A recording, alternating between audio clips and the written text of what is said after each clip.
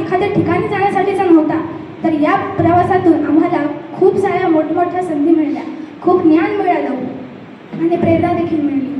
आम्ही इस्रोला जाण्याच्या एक दिवस आधी खूप ठिकाणं पाहायला गेलो, जसं की botanical garden, Visvesvaraya museum, Vidhan Parishad आणि विधानसभा. कर्नाटकचे विधानसभा आणि विधान परिषद ही बघणं काही सोपी गोष्ट नाही आहे. आपण महाराष्ट्राची विधानसभा बघतो, विधान परिषद बघतो, पण ती कुठे? तर टी व्ही किंवा मोबाईलमध्ये. ज्या गोष्टी आपण टी व्ही किंवा मोबाईलमध्ये बघतो त्या गोष्टी प्रत्यक्षात पाहायला जाणे म्हणजे एका दिवसा ढोळ्या बघितलेल्या स्वप्नासारखंच वाटत होतं. जेव्हा इस्रोला जाण्याचा दिवस उगवला तेव्हा मनात खूप आनंद होता. इस्रोला जाणं हा विचार फक्त आम्ही स्वप्नात करू शकत होतो, पण तो साकार केला BTS एक्झामने. आम्ही जेव्हा इस्रो येथे गेलो तर इस्रो म्हणजे काय हो? इस्रो म्हणजे इंडियन स्पेस रिसर्च ऑर्गनायझेशन, अर्थात भारतीय अंतराळ संशोधन केंद्र. जी संस्था डॉक्टर विक्रम साराभाई यांच्या अध्यक्षतेखाली 15 ऑगस्ट 1969 रोजी स्थापन झाली. ते संस्थेचे मुख्यालय बंगलोर येथे पाहण्यासाठी आम्ही गेलो. तिथे गेल्यावर आम्ही इस्रोचे डाटा कलेक्टिंग सेंटर आणि डाटा कंट्रोलिंग सेंटर बघितले. हे म्हणजे काय असतं? Data controlling centre. Data controlling centre म्हणजे काय? तर एखादा उपग्रह आपण पृथ्वीवरून जेव्हा सोडतो तेव्हा त्या उपग्रहावर नियंत्रण ठेवण्याचं काम ज्या ठिकाणावरून होतं ते ठिकाण म्हणजे data controlling centre. Data collecting centre म्हणजे काय?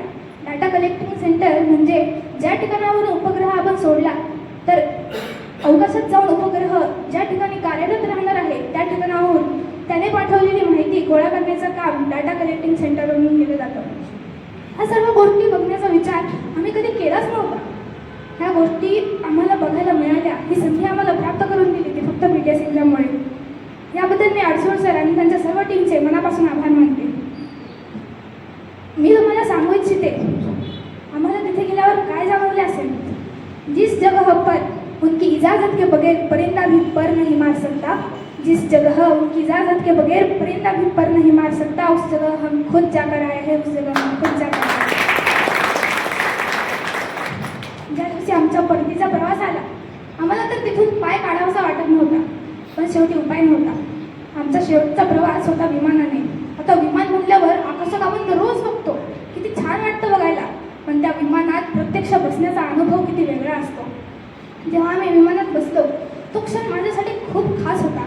आम्ही विमानात बसलो, विमानाने उड्डाण घेतले आणि खाली बघितलं तर सगळं किती छोटं दिसत होतं, अगदी एखाद्या हत्तीने एखादी मुंगी बघितल्यासारखं.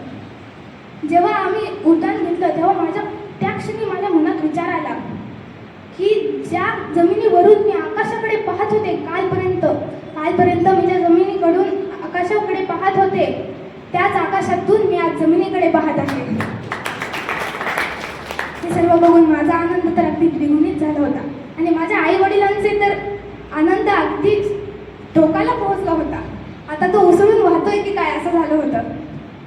आता हा अनुभव मी इथे सांगते, अशा इथे बसलेल्या अनेक विद्यार्थ्यांच्या मनातही असेल.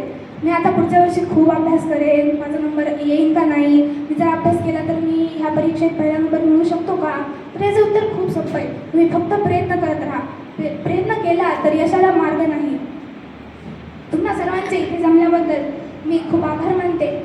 मी तुम्हाला एक सांगू इच्छिते, ज्याप्रमाणे आपल्याला आयुष्यात ताठ जगण्यासाठी पाठीच्या कण्याची म्हणजे बॅकबोनची आवश्यकता असते, तसेच माझ्या आयुष्यात बॅकबोनची भूमिका निभावणारे माझे आई वडील, माझी बहीण व माझे इतर सर्व नातेवाईक या सर्वांचे मी हृदयापासून आभार मानते. My mother is like a supporting system for me and my father is like a power supply to me. Thank you my dear parents for giving me such opportunity. Thank you.